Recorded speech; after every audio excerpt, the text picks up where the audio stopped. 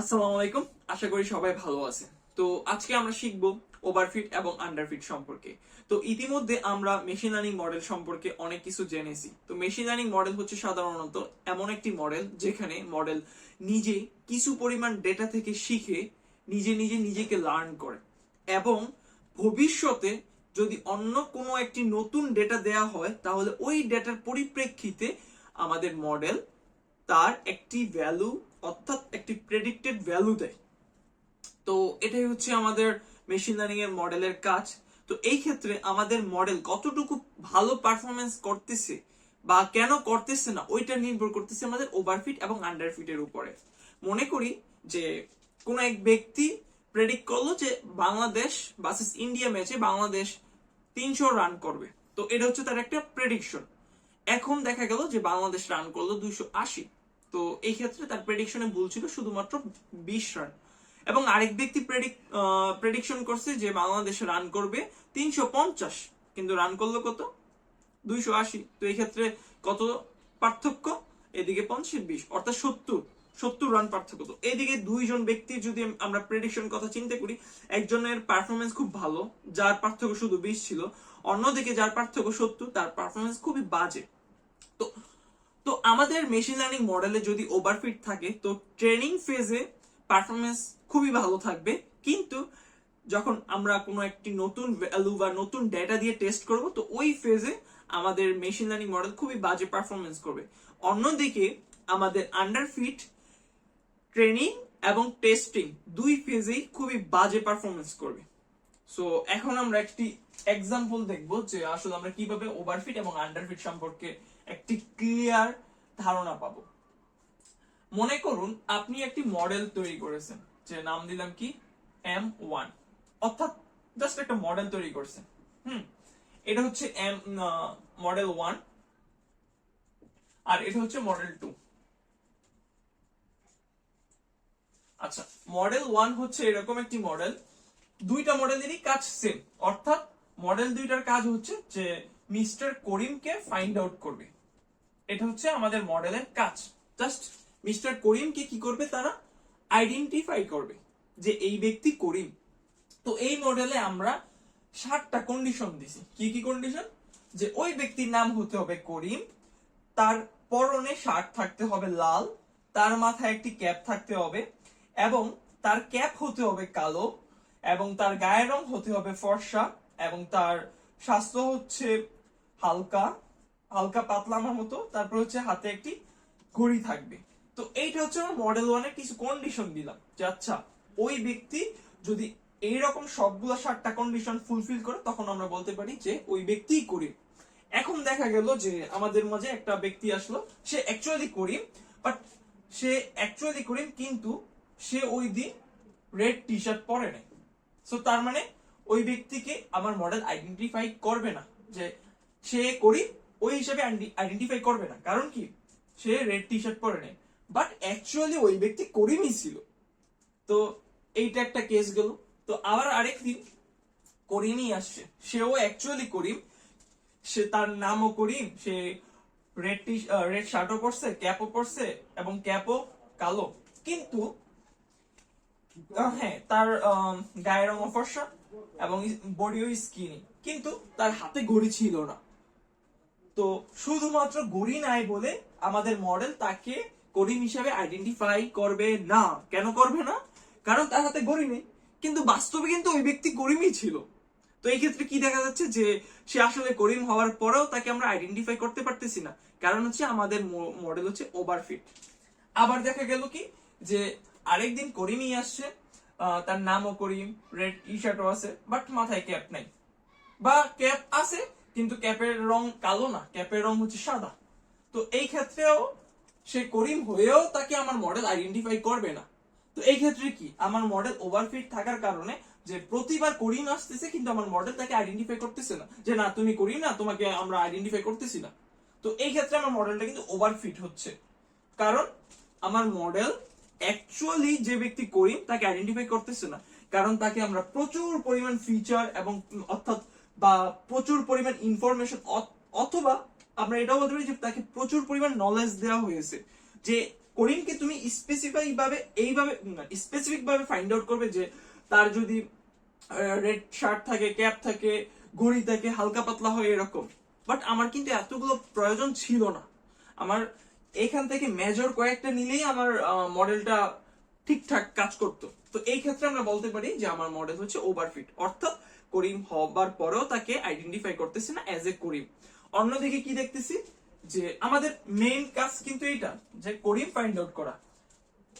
Red shirt বা red T shirt এগুলো নিয়ে আমাদের এত কনসার্ন না।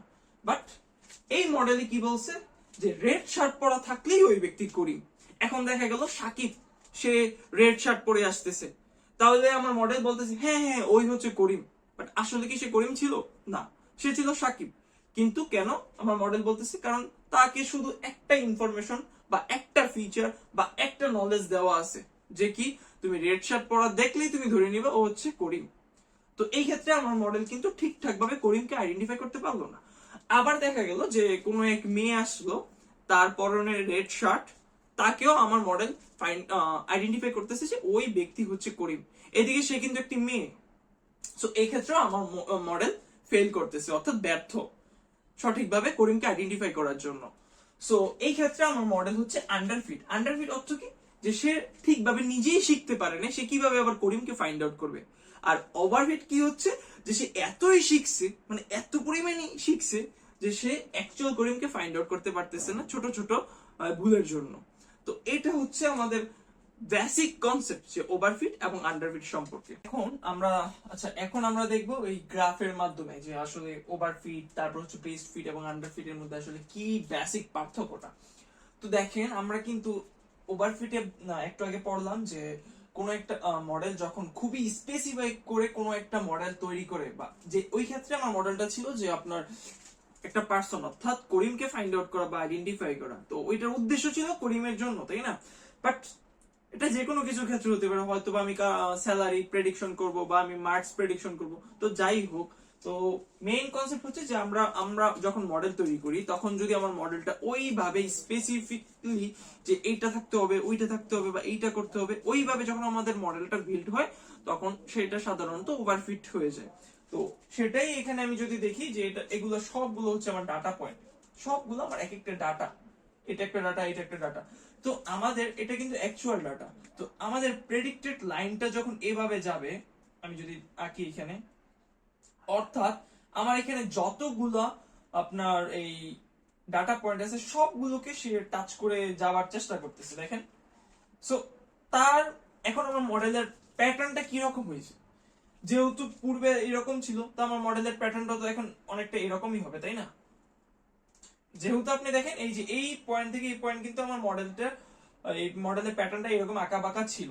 অর্থাৎ এর কারণটা হচ্ছে, যেহেতু আমি আগেই বলে নিছি যে ওভারফিট এর ক্ষেত্রে মডেল কি করে, একদম স্পেসিফিকলি সবগুলো ফিচার নিয়ে কাজ করে বা সবগুলো এখানে ইনফরমেশন নিয়ে কাজ করে। তো এই ক্ষেত্রে ডাটা পয়েন্টের বেলা সে সবগুলো ডাটা পয়েন্টকে টাচ করে যায়। এটা হচ্ছে আমাদের প্রেডিক্টেড লাইন। এই লাইনটা হচ্ছে আমাদের প্রেডিক্টেড লাইন, অর্থাৎ আমার মডেল এই ডাটা থেকে যা শিখলো, যা শিখার পরে তার মডেলের যে ফিউচার প্রেডিক্টেড লাইনটা যা হবে এরকম। তো দেখেন, আমার ডাটা পয়েন্টটা ছিল এরকম, তো তার থেকে আমার যে প্রেডিক্টেড লাইনটা এরকম হবে। এটা হচ্ছে একটা ওভারফিট কেস। এর উদাহরণটা আমি যদি বলি, যে মনে করেন আমার একটা ভ্যালু, সেটা হচ্ছে অ্যাকচুয়াল ভ্যালু হচ্ছে এইখানে, বাট অ্যাকচুয়াল ভ্যালু কিন্তু আমি আবার বলতেছি যে অ্যাকচুয়াল ভ্যালুটা হচ্ছে এইখানে, বাট এটা যদি আমি কি করি যে প্রেডিক্ট করি, তখন আমাকে কোথায় দেখাবে? আমি তো জানি আমার প্রেডিক্টেড লাইনে গিয়ে টাচ করবে। তাহলে দেখেন, এই যে এই পয়েন্টে ছিল actual value, but say touch করতেছে এইখানে। তো এই যে ডিসটেন্সটা আছে এর মাঝে, এটা কি অনেক বড় একটা ইরর। আবার আবার দেখা গেল কি যে আমার অ্যাকচুয়াল ভ্যালু আছে এইখানে, বাট মডেল যখন এটা টাচ করতে যাবে তখন তো মডেল এই জায়গায় টাচ করবে, মানে প্রেডিক্টেড লাইন এই জায়গায়, তখন তো বলবে যে এই মডেলের ভ্যালু হচ্ছে এইটা, মানে ওই মডেলের ভ্যালু না, ওই ভ্যালুর জন্য ভ্যালু হচ্ছে এইটা, বাট অ্যাকচুয়াল ভ্যালু তো এটা ছিল। তো এটা কেন হইছে? এটা হইছে আমাদের ওভারফিটের জন্য। এখন আন্ডারফিট দেখি। দেখেন, এখানে যে ডাটাগুলো আমি এখানে রাখছি, এগুলো সব সেম ডাটা, মানে ডাটা পয়েন্ট গুলো সবই সেম, যদিও দেখতে অনেকটা ভিন্ন লাগতে পারে, যে এখানে একটা বেশি স্টার, এখানে একটা কম বেশি হতে পারে, বাট আপনি ধরে নেন যেগুলো সবগুলো সেম। তো এটা হচ্ছে আন্ডারফিটের কেসটা এরকম, যে আপনার দেখেন যে সে যখন আপনার একটা যখন মডেল এই ডাটা থেকে লার্ন করার পরে কি করলো, সে একটা প্রেডিক্টেড লাইন দিল। প্রেডিক্টেড লাইনটা গেল এইভাবে। প্রেডিক্টেড লাইন যদি এইভাবে যায়, এখন আপনি ভাবেন, আপনি যদি এই এই পয়েন্টে মানে 10 এই পয়েন্টে আপনি একটা ভ্যালু প্রেডিক্ট করতে গেলেন, তখন আপনাকে ভ্যালু দিবে কত আছে, এই যে ধরেন 22 দিবে, বাট অ্যাকচুয়াল ভ্যালু মনে করেন এইটা, বা অ্যাকচুয়াল ভ্যালু মনে করেন এইটা। তো দেখেন আপনি প্রত্যেকটা কেসের ক্ষেত্রে দেখেন এই যে 2 থেকে 12 পর্যন্ত সবগুলা কেসের বেলাই আপনার সেম, যে এই ডাটাটা আমি যদি ধরতে যাই তখন দেখা গেল আমার মডেল এখানে দেখাইতেছে যে তোমার ভ্যালু হবে এত, বাট অ্যাকচুয়াল ভ্যালু হইছে এত। তো এই ক্ষেত্রে আমার মডেল কিন্তু ভালো পারফরমেন্স দিতেছে না। বাট এইখানে কি করতেছে, যে এখানে সবগুলা সে ধরে ধরে যাচ্ছে, বাট আলটিমেটলি যখন আমার ট্রেনিং ফেজ, এই যে এতটুকু তো ট্রেনিং ফেজ ছিল তাই না, যেহেতু এই যে এতটুকু পর্যন্ত আমার ট্রেনিং ডাটা ছিল, তো এই এতটুকু ট্রেনিং ফেজ পর্যন্ত সে খুব ভালো ছিল। আমি আগেই বলে নিছি যে ওভারফিটের কেস হচ্ছে এরকম, যে সে ট্রেনিং ফেজে খুবই ভালো পারফরমেন্স করে, বাট টেস্ট ফেজে গিয়ে সে খুব বাজে পারফরমেন্স করে। অর্থাৎ দেখেন এই যে ট্রেনিং ফেজ পর্যন্ত সে কিন্তু খুব ভালোভাবে পারফরমেন্স করছে, অর্থাৎ প্রত্যেকটা ডাটা সে একুরেটলি টাচ করে গেছে। বাট এখন যখন টেস্টের বেলা দেখা গেল যে ডাটা ছিল এইখানে, তো সে এটা ভালোভাবে ধরতে পারে নাই। মডেল এখানে মানে এখানে আপনার এখানে প্রেডিক্টেড ভ্যালু আপনার মানে কানেক্ট হয়ে যাচ্ছে, তো এই ক্ষেত্রে সে এটাকে ধরতে পারলো না। আবার যদি এই ক্ষেত্রে বলি, এখানে একটা হয়ে যাচ্ছে যেখানে আমার অ্যাকচুয়াল ভ্যালু এখানে থাকতে পারতো, আমি তো টেস্ট ডাটা নিয়ে কাজ করতেছি না, বাট এরকম হয়। তো এটা হচ্ছে ওভারফিট, মানে আপনার মডেল বেশি লার্ন করে ফেলছে, এই জন্য এটা ওভারফিট হলো। আর এদিকে দেখেন আপনার মডেল লার্নই করতে পারেনি, আপনার মডেল কিছুই শিখে নেই, এই জন্য সে এদিক দিয়ে একটা লাইন নিয়ে গেল যেখানে আপনার প্রত্যেকটা ভ্যালুতেই মানে খুবই বাজে পারফরমেন্স। হ্যাঁ, এই একটা দুইটা খুব এটা, এগুলো হচ্ছে রেয়ার এক্সেপশনাল, বাট আলটিমেটলি আপনার মডেল খুব বাজে পারফরমেন্স করতেছে। এখন আমরা আসি বেস্ট ফিট লাইন। দেখেন সেম ডেটা ছিল, এখানে কিন্তু প্রত্যেকটা লাইন টাচ করে গেছে, আর এদিক দিয়ে একদম নিচ দিয়ে গেছে, অথবা এভাবেও যেতে পারতো, এটাও কিন্তু আন্ডার ফিট। বাট এই ক্ষেত্রে যেটা বেস্ট ফিট লাইন, সে যাবে কিভাবে জানেন, সে একদম মাঝামাঝি যাবে। মাঝামাঝি না, আসলে সে একদম বেস্ট লাইন, সে যেটা বেস্ট লাইন ওইটা ট্র্যাক করে যাবে। এখন দেখেন এদিক থেকে, হ্যাঁ অবশ্যই কিন্তু আপনার ট্রেনিং ফেজে কিন্তু খুব ভালো একুরেসি দিবে না, যে এদিকে দেখেন মনে করেন এটা কত ছিল, যে 40 ছিল, বাট সে প্রেডিক্ট করতেছে 20। এরকম হতে পারে না যে হ্যাঁ এখানে একটু আপনার ইয়ে আছে, কি যেন ইরর আছে, বা এখানে একটু ইরর আছে, ওইটা সমস্যা নাই। সুতরাং দেখেন আবার এখানে কিন্তু সে একুরেটলিও পাইছে অনেকগুলো, যেমন এটা পাইছে, এটাই যে এটা পাইছে। তো এই ক্ষেত্রে আপনার সে ট্রেনিং ফেজে যে 100 পাইতেছে ওই রকম না, সে দেখা গেল ট্রেনিং ফেজে যে আপনার 70% একুরেসি পাইতেছে ধরে নেন। তো এখন মডেলটা তো এইভাবে গেল। এখন যদি আমি একটা টেস্ট ডাটা দিই, ধরেন টেস্ট ডাটা এখানে দিলাম, এখানে তো খুব বেশি তফাৎ হবে না তাই না, বা এটা যদি আমি আরো বড় করি, যেমন টেস্ট ডাটা মনে করেন এইখানে গেল, খুব বেশি এখান থেকে তফাৎ নাই, মানে অর্থাৎ এখানে এটা হচ্ছে অ্যাকচুয়াল আর এটা হচ্ছে আপনার প্রেডিক্টেড, তো এখানকার মধ্যে যে পার্থক্য বা ডিস্টেন্স খুব বেশি না। বাট এখানে যদি আমরা দেখি যে এখানে কিন্তু খুব অনেক বেশি পার্থক্য, আর এটার কথা তো বাদই দিলাম। তো দেখেন এই ক্ষেত্রে আমার টেস্ট দেখা গেল কি ট্রেনিং এ পাইলাম 70% পারফরমেন্স, আর এই যে এরকম টেস্টে গিয়েও মনে করেন পাইলাম আমি 72 বা 70% পারফরমেন্স। এটার আর এটার ক্ষেত্রে যদি আমি ট্রেনিং, এটা হচ্ছে প্রথমটা হচ্ছে আপনার কি ট্রেনিং ফেজ, আর নিজেরটা হচ্ছে আপনার টেস্ট ফেজ। আর এটার ক্ষেত্রে যদি আমি বলি যে আপনার ট্রেনিং ফেজে আমি পাবো মনে করেন 100 বা 99% একুরেসি, বা টেস্ট কেসের ক্ষেত্রে গিয়ে আমি পাবো যে আপনার 50% একুরেসি। তো এরকম যখন দেখবেন ইমব্যালেন্স, অর্থাৎ সরি অর্থাৎ ট্রেনিং এর পারফরমেন্স খুব ভালো বাট টেস্টের পারফরমেন্স খুবই বাজে, তখন আপনি ধরে নেবেন এটা হচ্ছে আপনার ওভারফিট আছে। আর যেটাতে আপনার ট্রেনিং এবং টেস্ট দুইটাই খুব ভালো বা দুইটাই খুবই কাছাকাছি, অবশ্যই ভালো থাকতে হবে, ভালোর মধ্যে কাছাকাছি, তখন ভাববেন যে আপনার মডেল ওভারফিট এবং আন্ডারফিট থেকে অনেকটা সেফ আছে। আর আন্ডারফিট এর ক্ষেত্রে যদি আমি বলি, তখন দেখবেন আপনার ট্রেনিং এও খুব বাজে থাকবো লাইক 40%, তারপর হচ্ছে আপনার টেস্টও খুবই বাজে থাকবে লাইক আপনার এই 39% এরকম।